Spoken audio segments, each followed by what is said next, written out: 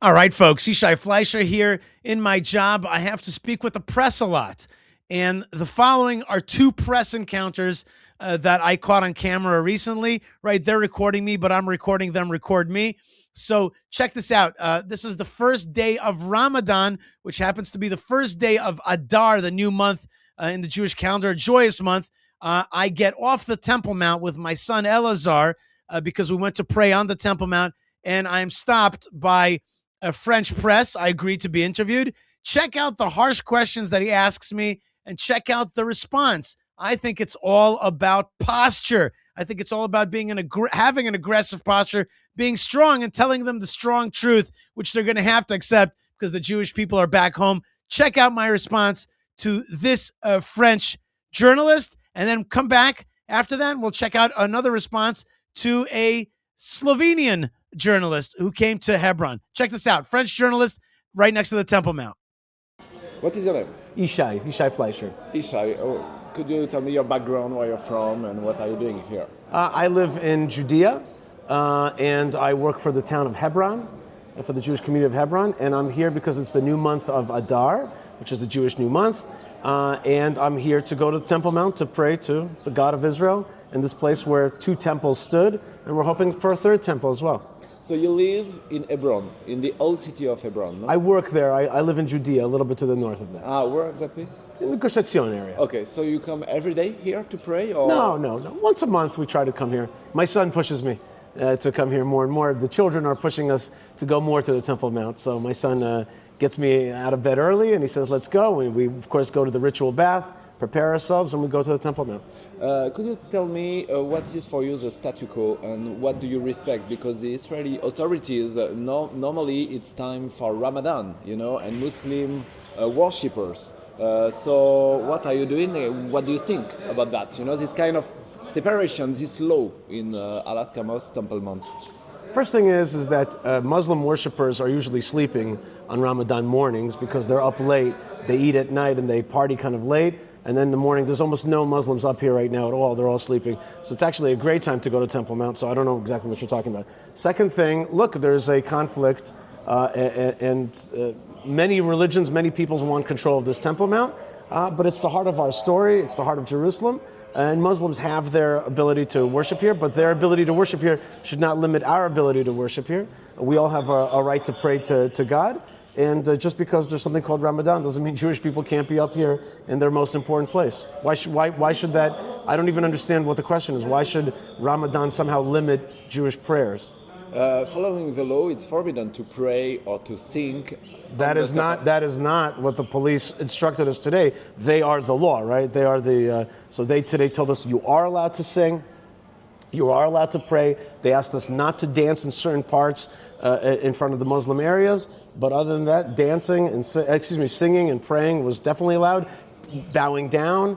And even that is changing all the time. It was only 2 years ago that we were started to get permission to bow down, and there's no reason why we shouldn't be able to bow down. Why should we not be able to sing or pray? Is there a place in Paris that you're not allowed to sing and pray except for maybe Muslim areas? I think that we have every right to sing and pray, and we do so. And so you said that the law says it's forbidden, but I'm telling you that the law said that the police instructed us that you can pray and sing. You confirm that the police instructed you. I confirm it. Yeah. I confirm it. Yes, we sang and we prayed. The Jews sang and prayed on the Temple Mount. I confirm it to you. It's true. Yeah. Yes, the police said it's okay. And it seems...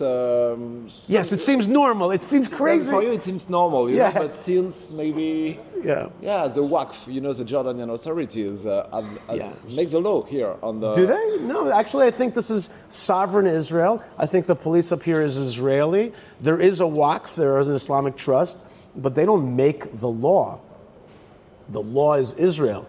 Jerusalem is the capital of Israel. That might be surprising to you, but it is. And so the law up here and the police, the people who, the cameras, it's all Israel. The Jewish state is the legal controller of this land. And that if you didn't get the memo, that memo has been here since 1967. Yeah. Could you explain to me why the authorities say today it could be a crisis day, a red day? It's important. We have a lot of police, especially today. I didn't hear that at all. In fact, the last few Ramadans have been very calm, some of the calmest in history. And so I think that that's not what the police are saying. We had no indication of that at all. So you've now asked me. It's on the Israeli press, everywhere, No, not I also read the Israeli press this morning. There's always a question about Ramadan, but generally speaking, the last 2 Ramadans have been some of the quietest. And today we went up here with the police were calm. Whoever was there from Waqf, I saw one sleepy guy. He seemed very calm. The old city is empty because the Arabs are still sleeping on Ramadan morning. And you've now asked me 3 questions about the law, about singing, dancing. You said it was illegal, yet it's legal. You told me that the Jordan controls here. That's not true. And you told me, I have a last one. And you told me that there's this big crisis brewing. Everybody should be afraid. Nothing to it. So the point is, all these things are big boogeymen. And I want to say to the people of Europe. Am I speaking to the people of Europe through your channel? To France. To France, yeah. The good people of France. The good people of France. I want to say that don't worry. Everything's okay here in the Middle East. We're going to be all right. And the 400 million Arabs will be okay with the 7 million Jews. We'll work it out. Don't be afraid. And you guys deal with your issues and we'll deal with ours and everything's going to be all right. And Jerusalem is beautiful and shining and sending you blessings today. I have just a last question. Sure. Yesterday in Silwan, close to here, Jewish Zionist, religious Zionist, burned... Jewish, religious, and Zionist. Yeah. That's what I am. Jewish, religious, and Zionist. Good. Yeah. For who you vote? You vote for... I vote for right-wing parties. For right-wing parties. No question. A guy on the same party, on the same field, burned a Quran yesterday, just close to here, few hundred meters. What do you think about this kind of gesture? I don't think we should be burning Qurans, and I don't think that we need to have violence that is declaratory and provocatory. At the same time, the state of Israel has to push back on jihad. You talked about Silwan. In Silwan, there's tons of jihadist ideology. You talk about burning the Quran. I would rather burn a Palestinian Authority book, a teaching book that calls to kill Jews. So there's plenty of things to get rid of. Now, I don't think that I, as an individual, should do it. I think that the state of Israel should get rid of jihadism inside our borders and on our borders. We should fight against these things. And by the way, in Paris, France, there's a lot of jihadism that's trying to take over your country. It's weird to me that you are asking all these questions, that it's clear kind of what the bias is. I think to myself, aren't you concerned about where your country is heading? In any case, our police and our government should push back against neo-Nazism, jihadism that wants to destroy Israel, wants to undermine the sovereignty of Jerusalem, claim that it's somebody else's sovereignty. These things should be made illegal. Should the individual person do it? No. That's why we have a police and a government. But the Jewish people are strong in this land. And you didn't ask me about joy. You didn't. A lot of dark questions. You didn't ask me about joy. Today we sang in joy, not in hate. We sang in joy. We honored the God of Israel. We prayed for a third temple. We want this world to have light. And that's what we're really about. We're really about spreading positivity and light. Israel is a positive, light-filled vehicle for God's presence in this world. And we should really celebrate this great miracle of the return of the Jewish people to the land of Israel. Thank you very much. Thank you for your time. Toda. Merci. All right, so that was the French guy. He stopped me at the entrance, or the exit to the Temple Mount, more correctly, and he had, issues with Jewish prayer on the Temple Mount. That's kind of funny, but of course we're back home and we are praying, and we're going to go to a Slovenian journalist who came to Hebron. Before we do, I just want to remind you to like, subscribe, comment, be part of our world. Help us out. Help us keep broadcasting through buymeacoffee.com/Yishai, or by subscribing and pressing that little bell button. And that way you could always be informed of our new episodes. It makes a tremendous difference. Do it while you're watching, and that helps the mighty algorithm appreciate us even more and send the truth of our blessings from the land of Israel to the world. And don't forget fightforisrael.org, where we rebuild the land of Israel, because God has given us that opportunity, and we become fighters for the land by helping the Israeli farmer, by beautifying and restoring biblical sites. It is what we're doing to make this land glow with his glory. Okay, speaking of his glory, there was a nice couple. I think they were a couple. One was a photographer, videographer, and one was the interviewer. They were Slovenian. They were not hostile press. They seemed like they were kind of towing a little bit of the hostile line, but really they seem more pro-Israel. In any case, they're from Slovenia. They came to Hebron to ask me tough questions about the return of the Jewish people to the city of Hebron. Let's check this out together. So we talk about Hebron. Yeah, the history And the history of Jewish community here. So the Jewish community of Hebron has been here for about 3,000 years. Okay, from the period of King David, he already ruled here 3,000 years ago. He ruled here. King David ruled in this town. That's pretty amazing. Well, we are standing here in front of the old temple, I guess. Well, this is not a temple. This is a burial place of the forefathers and mothers. About 4,000 years ago, Abraham purchased a piece of land in Hebron to bury his beloved wife Sarah, and then it became a sepulcher for the rest of the Jewish family. So Abraham and Sarah, Isaac, Rebekah, Jacob, and Leah are all buried here. So it's a place of couples. It's a beautiful thing. It's a place of couples. And then King David ruled here later. So 4,000 years ago, this place. 3,000 years ago, King David ruled here. 2,000 years ago, King Herod built this Jewish building on top of these Jewish tombs. Now, UNESCO made a decision that this is a Palestinian World Heritage Site. But that's a joke because there was no Palestinians and there's no Palestinians buried here. It's a joke. But we have a mosque on the top, Yes, right? that's right. In the year 1267, the Mamluks came and they built a mosque and they added onto the original Jewish building. They also kicked the Jews out. In 1267, they kicked the Jews out, and we waited to come back inside our own building for 700 years, and we prayed over there, where that sign is. There's a lady sitting there. 700 years, Jews stuck to this place. Okay, so that shows great tenacity and a great will. Today, the Palestinian Authority and some of the European Union, and we have a problem with folks in the European Union that support this idea, want to erase Jewish history from this place. They want to say that we're not from here, that we're the white colonialist occupiers. We're like, hey, but I got this building right here.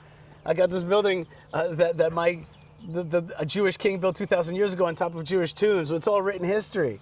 But there are people that want to erase today history using this kind of stealth warfare of erasing other people's narratives and kind of, putting in their own people and sticking in their own narrative. And they want to erase 3,500 years of Jewish history, 4,000 years of Jewish history in this place. But we won't let them. God has brought us back to this land. History has brought us back to this land. We had 2 commonwealths here previous, and now we're building up that 3rd commonwealth in this place. Would you say this is a second most important Jewish place after Western Wall? Okay, so the answer to your question is yes, but let me correct a little bit. Okay. The Western Wall is just an outer rim of what was the really important. Temple, yeah. The first temple, second temple, we're working on that 3rd temple. That's all where that golden dome is. Okay, so the Western Wall is like a consolation prize, a second place. That's not where our heart is. Our heart is on the top there. We yearn to go back, and now there's a great movement of praying on the Temple Mount and coming back to the Temple Mount. And there's a lot of people who are scared about it. They think it's going to make conflict. But the bottom line is, we can't, just because I have a conflict with the Arabs doesn't mean I can forget where my history is. My history is on the top where the temple stood. And yes, this is the second most important site to the Jewish people, spiritually, religiously, biblically, but also nationally. Meaning to say, if you can't buy into a religious conversation because that's not your thing, you're not sure about God and the Bible, but you know that this is where the peoplehood is formed.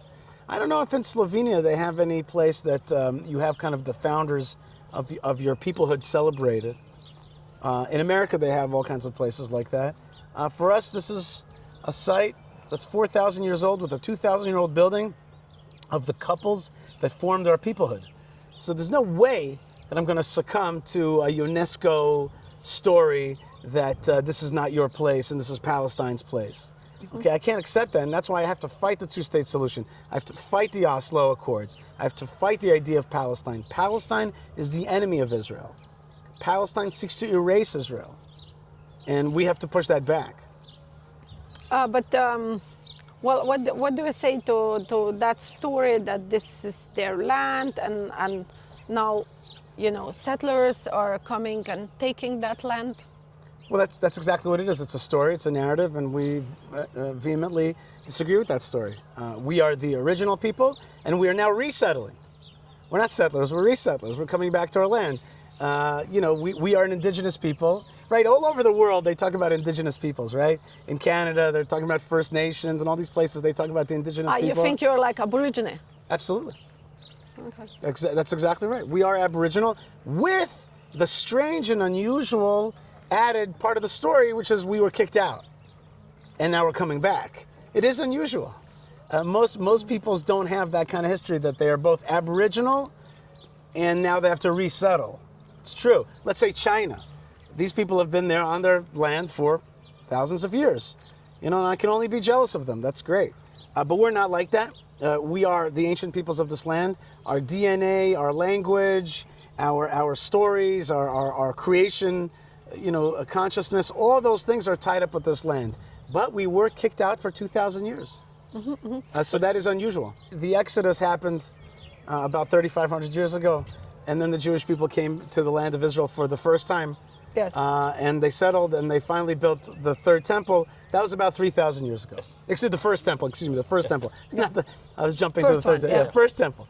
That was about 3,000. That's an easy way to remember, is that King David was about 3,000 years ago. That's easy. Then the Jewish people had a second temple. It was around for 400 years. And then Jews were kicked out by the Babylonians. And then the Persians allowed us to rebuild the temple, so we began to rebuild the second temple under the Persians. Then came the Greeks. We had a fight with them called Hanukkah, okay? And then came the Romans, and things were okay for a while. Finally, they fought us and destroyed our temple. That was 2,000 years ago, okay? So 3,000 years ago was the first temple.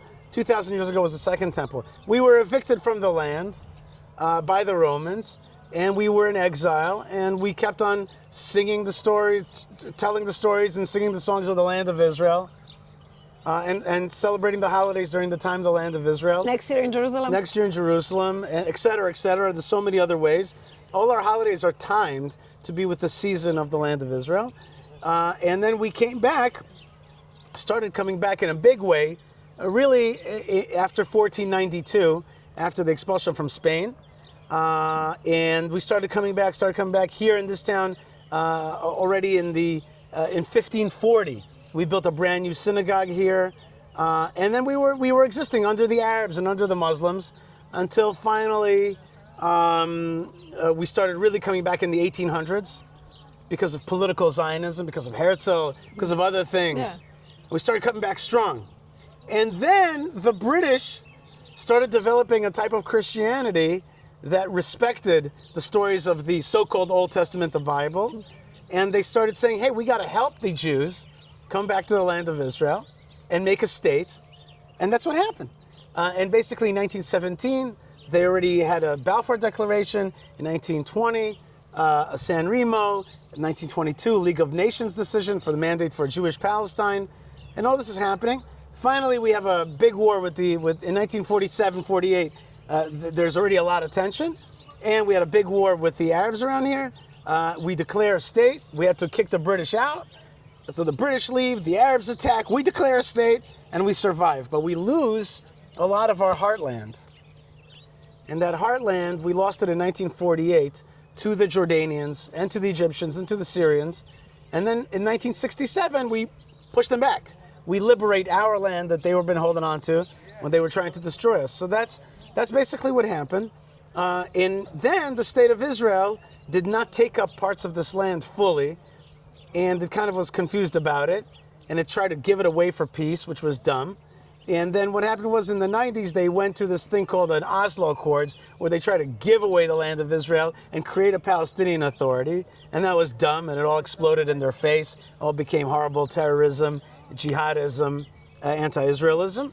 And now we're here in 2026, and the nationalist, right-wing, biblical movement has become stronger in Israel, and now we're holding on to these lands. We're hoping to be sovereign here. We're hoping to annex. We're hoping to destroy the story of Palestine in this land. That doesn't mean that all Arabs can't live here. It doesn't mean that at all. If you're a pro-Israel Arab and you're loyal to the law and to the state, then there should be no problem at all. And you can keep your identity and all that as long as you are not a jihadist identity. So that's where we are today. The Jewish people are becoming stronger in Judea and Samaria. The Europeans, with their, and I don't mean to hurt anybody's feelings, but with their, support of Palestine with their well, you know, more loss of moral compass, and their support of today's neo-Nazis are no longer, you know, as credible around here as partners, and I hope that in Europe there's going to be some changes. For example, in Slovenia, I hope that the nationalist pro-Israel government is elected. All right, good luck out there, voters. And there are others in Europe, in France, in Germany. In England, in Holland, and Sweden, there are nationalist right-wing parties that want to be anti-jihad, pro-Israel, pro-family, pro-Bible, pro-nationalist rights, and we hope that they will support us in our continuing quest to be sovereign in this land and push back on jihadism, and through all that, bring more peace and more reasonable life to more people. Mm-hmm. Now, that was a lot. That was a lot. Yeah. How do you feel living here? It's surrounded by Palestinians, and the feeling of, you know, there are walls everywhere or barbed wire. Do you feel walls right now, barbed wire? Well, you don't feel like you, know have what I feel right now? You I have feel a really sweet neighborly behavior. First thing is that we're Middle Eastern people. So what looks scary to you, we're more used to it because we're Middle Easterners. So our Arab cousins, at the end, we've been living with them for 1,000 years. We understand the Arabs. They don't scare us. You know, we're not going to be bullied and scared by their stuff. So we're all right with Arabs. That's number one. Number two is that what might seem to you a challenge and a problem is, in fact, the happiest time that we've had as a Jewish people. So for us, this is the happiest and most successful time, and we have the most progress that we've had in the last 2,000 years. So we're very excited about this time. So what may seem to you to be challenging is to us a blessing. You made a face just now, but I'm telling you about how we feel. For us, this is if we compare if we compare from 100 years ago and 70 years ago, and if we compare our European experience to our experience today, this is great.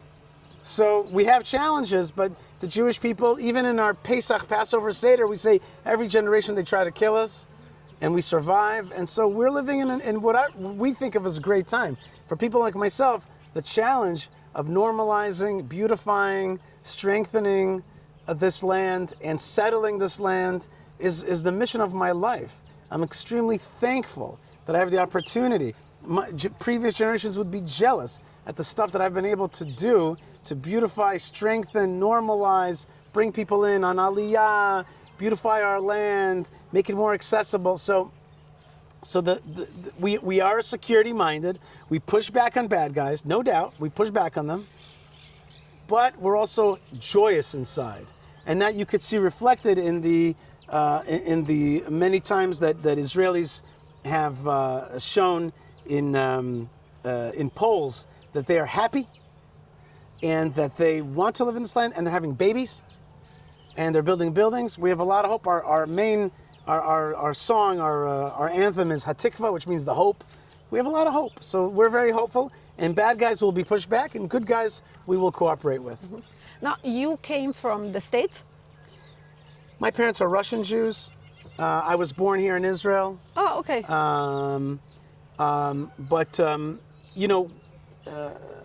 We have an amazing ingathering of the exiles. I married an American girl, and we are coming back to this land, and that's actually one of the beauties. It's actually one of the most phenomenal of all sociological Yeah, I wanted to ask, like, why did you decide, or why your parents decide to come, or your wife, why she came? As a nation, we're Zionists. We're excited about this project. This is the most exciting project of the Jewish people in 2,000 years. This is the big one. This is it. So we want to be part of it. We're excited about it. American Jews live a good life, or used to live a very good life. Today, a little bit less. We are excited to be part of this rebirth, and to build it, and to be an active part in it. I didn't leave New York because I had to leave New York. I left New York solely because of Zionism. And when I say Zionism, it's a religious feeling, it's a nationalistic feeling, it's many of these things. But I didn't have to leave New York. New York is fabulous. I love New York. Hebron is better. It's not an issue of better. It's an issue. It's you know, there's no city like New York, and I don't. But that's not the point. You know, I'm building Jerusalem. I'm building Hebron, and that's what that's called. I had a landlord in New York City. He was Greek, and he was a great character. He was very nice to the Jews, and he used to say to me, "Why would you leave this place, New York, for Israel?" And then he would say, "It's the call of the blood. It's the call of the blood. It's some kind of it's like a, you know, you could ask a salmon why it's swimming upstream. We're coming back to our land. Our God promised us that He would ingather us, so it's an extremely exciting time in our history." It's like Abraham got the call. Yeah, he got the call, exactly. I like that. Abraham got the call. I like that. I like that very much. Abraham got the call. I'll quote you. You know, see, you get a little Torah from Slovenia. That's great. Yeah, he got the call, and we feel like we're getting the call. Now I want to just get to the massacre that happened here, where Jews were attacked by Arabs. If you can tell about that. In 1929, there was a guy named Haj Amin al-Husseini who was a proto-Nazi. Meaning to say it was before the Nazis were already in power, but he was already in that ideology, and then he finally actually became a full-fledged Nazi later on. Haj Amin al-Husseini instigated, he was the Grand Mufti of Jerusalem, and he instigated a horrific riot here, a jihadist riot. Jihadist ideology all the way, same thing. They murdered 67 Jews here in this town and did what they do, which is ethnically cleanse us from here. Interestingly enough, Haj Amin al-Husseini lived a very long life, and he got to see the destruction of Jewish Hebron. He got to see part of the Holocaust, the murder of 6 million Jews, and then he got to see the rebirth of the State of Israel, the Six-Day War, and the return of the Jewish people to Hebron. All of his work, he saw it upturned, and that's why maybe he lived a long life, in order to see all that work. I think it was a punishment. It was a punishment to live that long life, to see all of it get turned around. And so 1929 was a horrific riot here, 2-day riot in August of 1929. But we're back. And so on my tours, I might talk a little bit about it's called the Tarpat, we call it, because that's the Hebrew year, the Tarpat riots. But the most important point is the murder happened, and we have it all documented. We know who was murdered and where, and whose houses were taken, and which synagogues were destroyed. We know everything. We keep a docket on those who did wrong to us. We remember the Jewish people. That's one thing about the Jewish people. We remember. It's an amazing thing, really. And so we remember what they did to us, but we also celebrate the renewed life that we have here today. You focus on that. Absolutely. We're builders. We're builders. We're builders. I work for an organization known as the Renewers of Hebron and the Hebron Fund. And that's what we're all about. We're all about rebuilding and renewing and making life. There are those who want to accuse us of being violent and all that kind of stuff, but it's all bogus. It's all another effort to erase our rights and our narrative in this place. We won't let them. We have joy, and one of the greatest joys is to come back to this place, to be with our fathers and mothers, to be with the founders of our peoplehood, to keep this place open for 1 million visitors a year. Here behind us right now, I see 2 ladies pushing carriages with babies. That's what we're all about. That's what we're all about. We're all about renewal, rebirth, buildings, roadways. I love infrastructure. I'm all about infrastructure. I'm all about it because I think that's the stuff of life. Yeah. And so we're building a modern economy, a powerful war machine that pushes back enemies, and spirituality. We think that Jerusalem is the capital of spirituality for all the Abrahamic religions. We think it's the capital for a relationship with God. We think you come here, you have a spiritual experience. So we're excited to develop that. The heart of it all is Yerushalayim, and we have our Tel Aviv city, which is innovation and speed and energy and youth, and we have that Bible Jerusalem, the biblical, the conservative, the traditional, the godly, the spiritual, and they both coexist. These two energies. You know, and you could be in the morning, you could be at, in Jerusalem, and the evening you could be in Tel Aviv on the beach, and those energies coexist. That's what Israel is. That's what the Jewish people are. On the one hand, conservative and biblical, traditional. On the other hand, innovative with new ideas and new technology, medicine. And so, in military, and these things coexist. That's what Israel really is. That's the success story. We're Yeah. working on it. Yeah. We're not showing off. We're just working on it. Yeah. We're just working on it. I'm excited to be working on it. All right, folks. I hope you enjoyed my discussion with the Slovenian folks. And before that, the French guy next to the Temple Mount, Slovenians in Hebron, French guy in the Temple Mount in Jerusalem, Hebron. But you know what? Checking them out and seeing me answer is fun. And we do have to have an aggressive posture when we deal with these guys. And that's the only way to get the truth out there. But the best way for you to get the truth is to see it for yourself. Come to the land of Israel and connect yourself. Come and receive those blessings. And we'll be welcoming you here in the good land, in the Holy Land. Don't forget that here at Yishai Fleischer TV, we work hard. We have a great team, and we try so hard. Please support us. Fightforisrael.org, fightforisrael.org with the number 4. Really appreciate your support. We restore the land of Israel while making great video content in order for you to connect. So we so much appreciate your support and your love. We also have other ways, including buymeacoffee.com/Yishai, buymeacoffee.com/Yishai. And you can like, subscribe, comment, be part of our great effort to send God's truth, the truth of the light of Jerusalem and Hebron to the world.